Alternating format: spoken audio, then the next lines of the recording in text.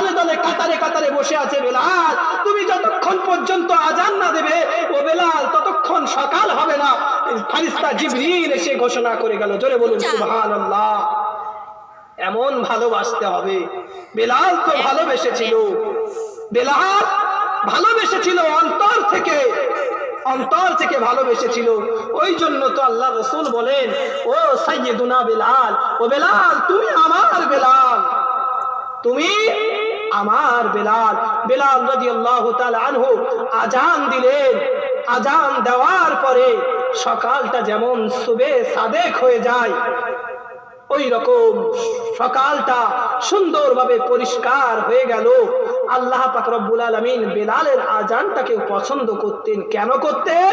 বেলালের অন্তরে আল্লাহর রাসূলের ভালোবাসা ছিল, আল্লাহর রাসূলের মহব্বত ছিল।